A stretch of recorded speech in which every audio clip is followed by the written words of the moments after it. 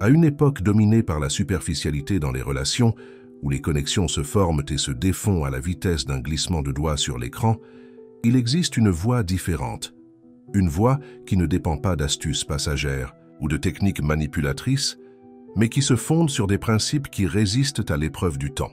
C'est la voie du stoïcisme, une philosophie développée il y a plus de 2000 ans, mais qui n'a jamais été aussi pertinente qu'aujourd'hui.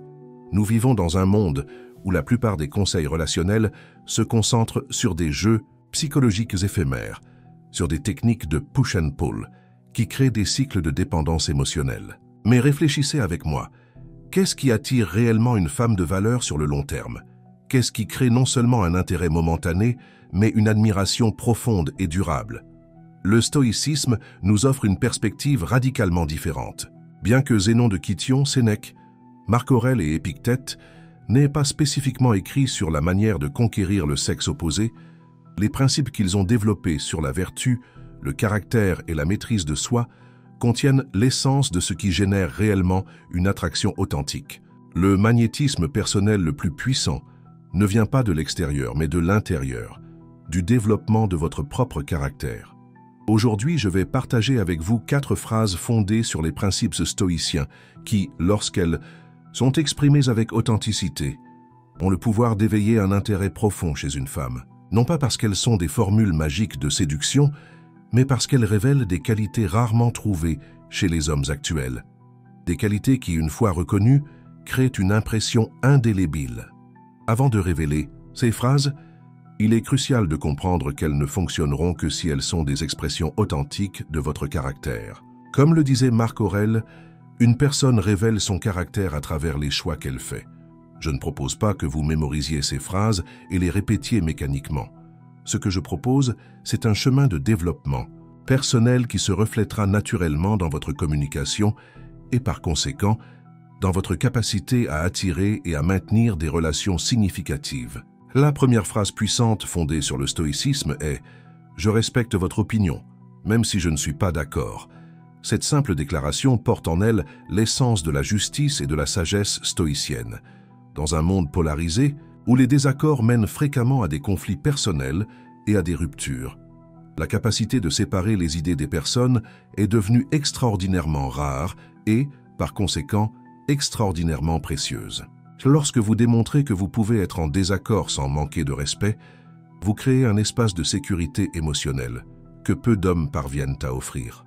Ce n'est pas une attitude de concordance passive ou de soumission, au contraire. Les stoïciens valorisaient la fermeté dans leurs propres convictions, mais reconnaissaient que des personnes différentes peuvent avoir des perspectives divergentes, tout aussi valables. Comme l'enseignait Épictète, ce ne sont pas les faits extérieurs qui nous troublent, mais nos interprétations de ceux-ci. Imaginez un scénario. Vous êtes à un dîner et elle exprime une opinion politique ou sur un sujet controversé avec laquelle vous êtes fondamentalement en désaccord. La plupart des hommes réagissent de 2 manières. Soit ils acquiescent, superficiellement pour éviter le conflit, démontrant un manque d'authenticité et de conviction, soit ils entrent dans un débat houleux en essayant de gagner la discussion, démontrant une immaturité émotionnelle. Les 2 approches sont également préjudiciables à l'attraction. Au lieu de cela, vous pouvez dire « Je vois ce sujet d'une manière différente, mais je respecte complètement votre perspective ». En fait, il est intéressant de comprendre comment nous sommes arrivés à des conclusions différentes. Cette réponse démontre simultanément l'intégrité intellectuelle et le respect émotionnel, une combinaison rare qui suscite l'admiration. Le philosophe Sénèque a écrit que la divergence est bienvenue dans une véritable amitié. Lorsque vous transparaissez cette mentalité, vous signalez que vous recherchez des connexions basées sur l'authenticité, non sur le désir de plaire. Vous vous distinguez immédiatement de la majorité des hommes qui, par insécurité, évitent toute forme de divergence ou, par ego, transforment les divergences en bataille. Pratiquez sincèrement avoir la valeur dans les perspectives différentes des vôtres. Cela ne signifie pas abandonner vos convictions, mais élargir votre capacité à comprendre différents points de vue. Cette compétence non seulement vous rendra plus attrayant, mais enrichira profondément votre propre vie. La femme qui perçoit votre capacité à être en désaccord respectueusement expérimente quelque chose de rare, la liberté d'être authentiquement elle-même, sans crainte de jugement ou de rejet à chaque divergence. Cette liberté émotionnelle crée un lien de confiance que peu parviennent à établir. Elle en vient à associer votre présence à un sentiment de sécurité psychologique, où elle peut exprimer ses pensées réelles sans craindre de provoquer une réaction disproportionnée.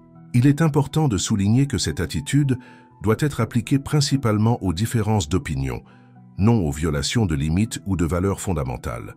Le stoïcisme nous enseigne également l'importance de maintenir des normes éthiques claires. Si vous percevez des comportements qui contredisent vos valeurs essentielles, le respect de vous-même peut exiger que vous établissiez des limites fermes, ce qui peut également augmenter votre attractivité, car cela démontre une saine estime de soi. La deuxième phrase transformatrice est « J'ai des objectifs clairs et je travaille pour les atteindre ». Cette déclaration incarne la vertu stoïcienne de la tempérance et de l'autodiscipline. Les philosophes stoïciens soulignaient l'importance de vivre avec un but et une direction en concentrant l'énergie sur ce qui est sous notre contrôle. Dans un monde rempli d'hommes sans direction, qui vivent à la dérive en poursuivant des gratifications immédiates, un homme avec un but clair se démarque immédiatement. La question n'est pas nécessairement la taille ou la nature de ses objectifs. Il peut s'agir d'aspirations professionnelles, de projets créatifs, d'objectifs de forme physique ou de développement personnel. Ce qui importe, c'est son dévouement constant à quelque chose de plus grand que les plaisirs momentanés. Épictète a dit « D'abord, dis-toi ce que tu veux être. Ensuite, fais ce que tu as à faire. » Cette clarté de but exerce un magnétisme naturel sur les gens, en particulier sur les femmes, qui recherchent instinctivement des partenaires capables de naviguer dans la vie avec direction et détermination. Un détail crucial. Cette phrase ne doit pas être déclarée comme une forme d'autopromotion ou pour impressionner. Les stoïciens critiquaient durement la recherche d'approbation externe. La mention de vos objectifs doit surgir naturellement dans des contextes appropriés, comme une expression authentique de ce que vous valorisez, non comme une tactique pour paraître intéressant. Lorsque vous communiquez nonchalamment que vous avez des engagements envers votre croissance personnelle, vous transmettez implicitement diverses qualités attrayantes: autodiscipline, vision d'avenir, capacité à différer les gratifications et confiance en vos capacités. Ce sont des caractéristiques évolutivement associées à un bon partenaire, quelqu'un capable de créer stabilité et sécurité. Comparez deux scénarios. Dans le premier, un homme passe ses journées à réagir aux circonstances, à consommer du contenu aléatoire, à jouer aux jeux vidéo pendant des heures et à se plaindre des difficultés. Dans le second, un homme consacre du temps de manière constante à développer une compétence valorisée, à construire une entreprise, à améliorer sa santé physique ou à élargir ses connaissances. Lequel des deux susciterait naturellement plus d'intérêt? Marc Aurèle a écrit dans ses méditations « Cesse de te disperser. Tu n'es plus disposé à lire tes propres carnets de notes, ni les actes des anciens Romains et Grecs, ni les extraits de livres que tu as gardés pour tes années de vieillesse. Cours droit au but. Abandonne les vains espoirs et aide-toi toi-même, si tu te soucies de toi tant que tu le peux.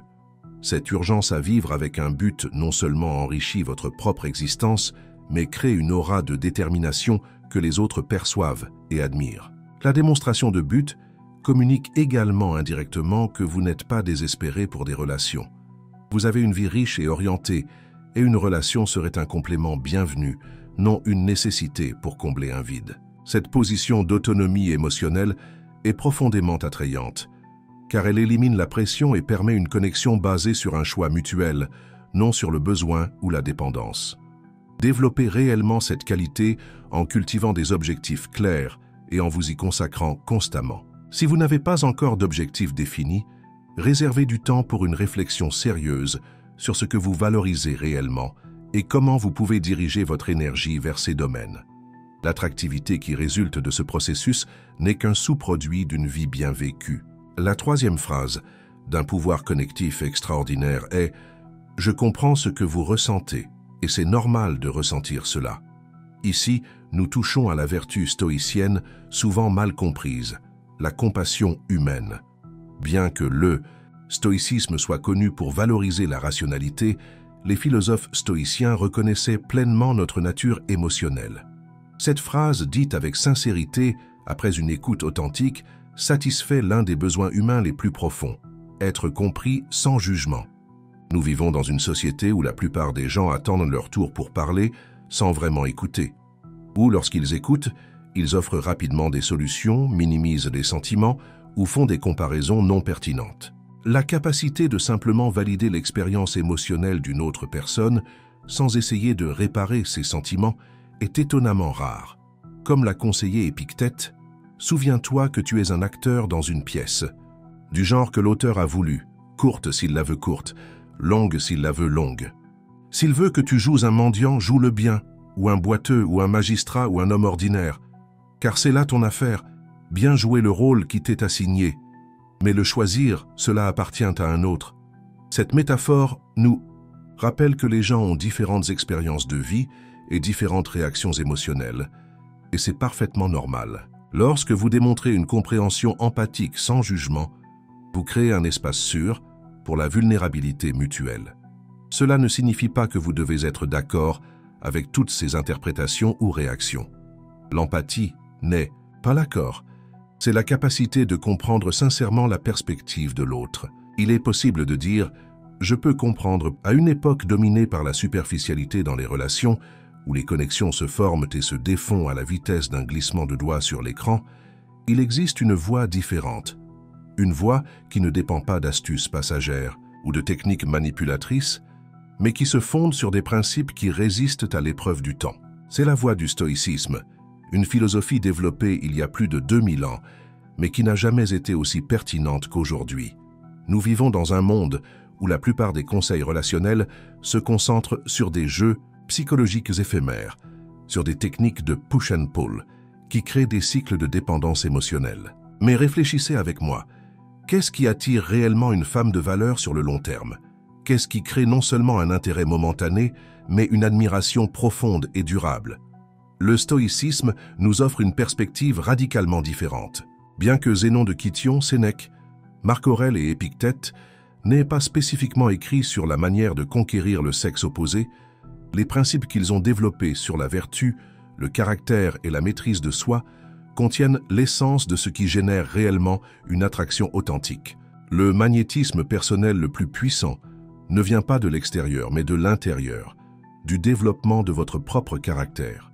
Aujourd'hui, je vais partager avec vous 4 phrases fondées sur les principes stoïciens qui, lorsqu'elles sont exprimées avec authenticité, ont le pouvoir d'éveiller un intérêt profond chez une femme. Non pas parce qu'elles sont des formules magiques de séduction, mais parce qu'elles révèlent des qualités rarement trouvées chez les hommes actuels. Des qualités qui, une fois reconnues, créent une impression indélébile.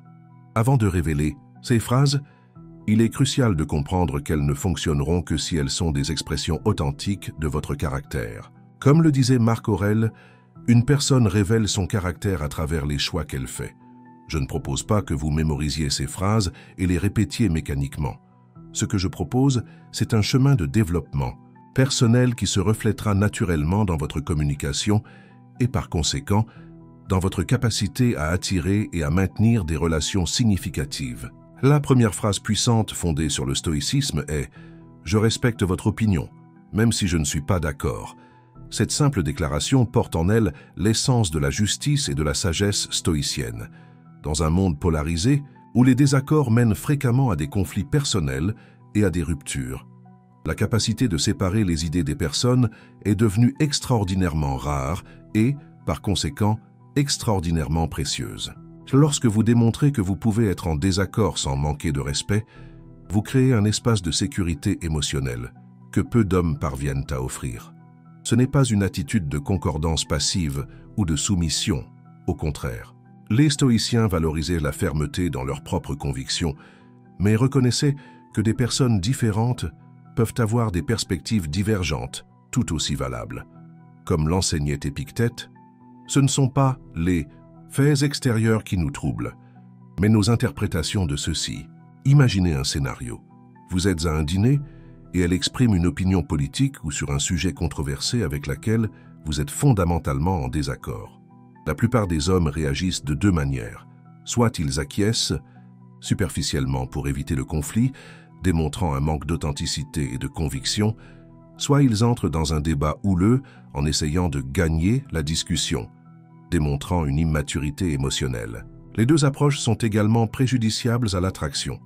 Au lieu de cela, vous pouvez dire « Je vois ce sujet d'une manière différente, mais je respecte complètement votre perspective. » En fait, il est intéressant de comprendre comment nous sommes arrivés à des conclusions différentes. Cette réponse démontre simultanément l'intégrité intellectuelle et le respect émotionnel, une combinaison rare qui suscite l'admiration.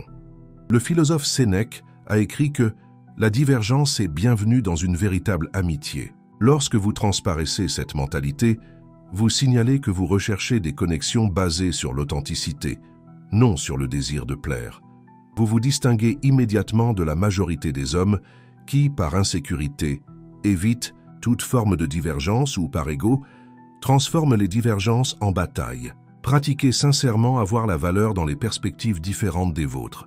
Cela ne signifie pas abandonner vos convictions, mais élargir votre capacité à comprendre différents points de vue.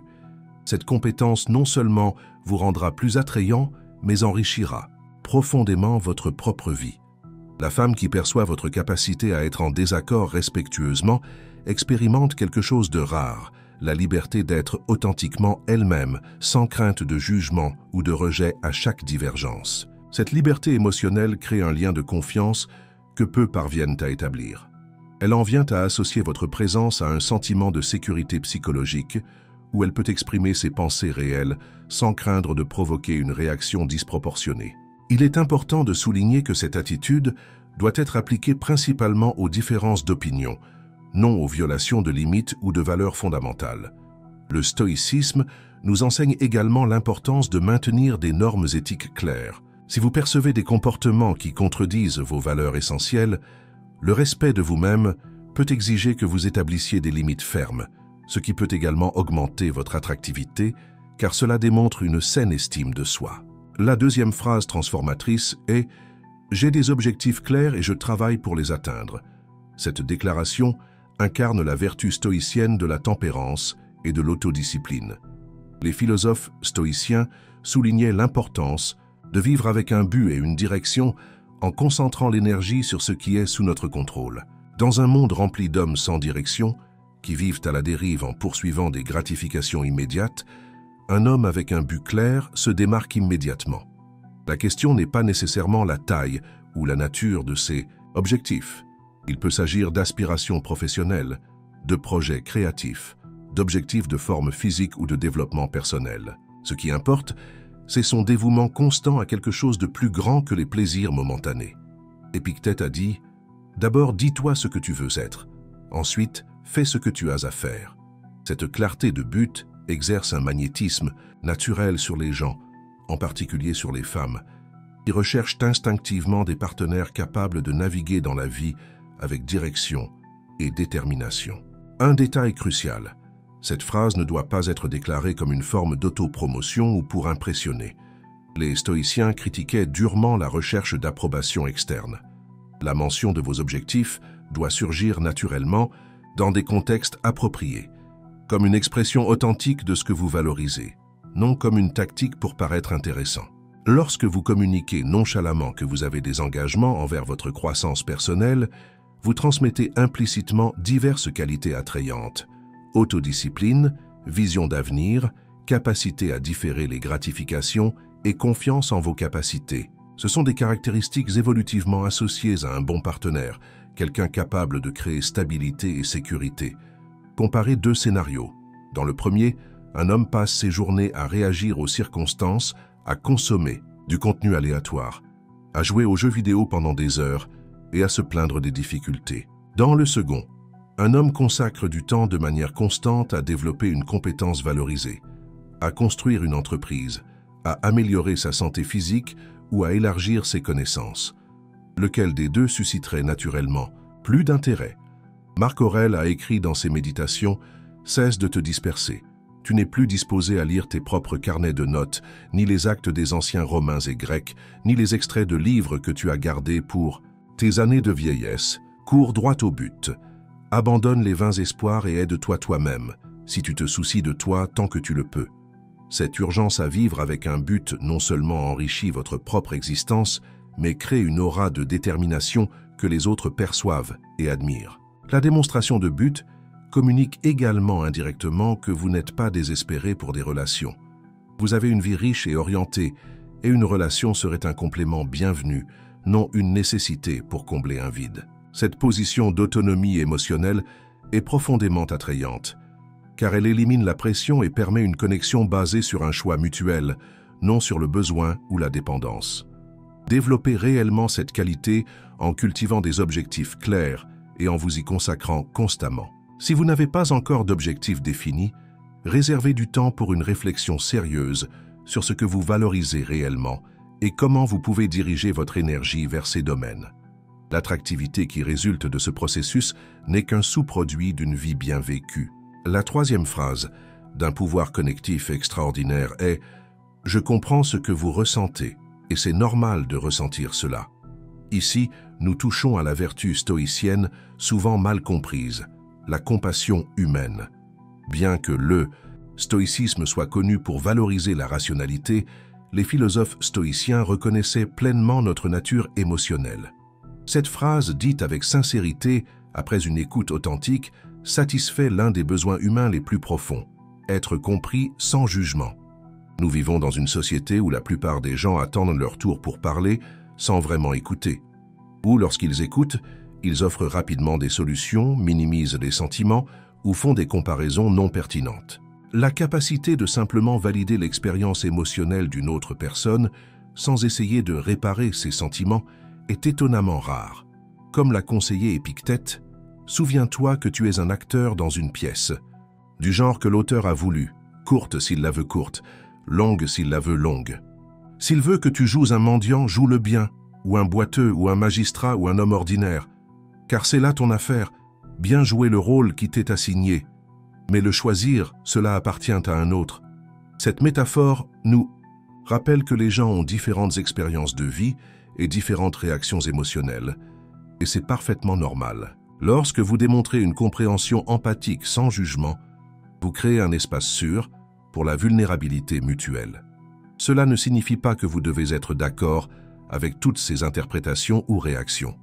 L'empathie n'est pas l'accord. C'est la capacité de comprendre sincèrement la perspective de l'autre. Il est possible de dire « Je peux comprendre pourquoi vous vous sentiriez ainsi dans cette situation ». Il est logique d'avoir cette réaction en fonction de votre expérience, même si vous auriez personnellement une réaction différente. Un exemple pratique. Elle a eu une journée difficile au travail et partage sa frustration concernant un collègue qui a reçu le crédit pour son travail. La réponse masculine typique serait d'offrir des solutions immédiates. Tu devrais confronter ton chef ou ne laisse pas ça t'affecter autant. Ces réponses, bien que bien intentionnées, diminuent souvent ses sentiments et ne parviennent pas à satisfaire son besoin primaire à ce moment-là, être comprise. Au lieu de cela, vous pouvez dire « Cela semble vraiment injuste et frustrant. Je comprends pourquoi tu es contrarié.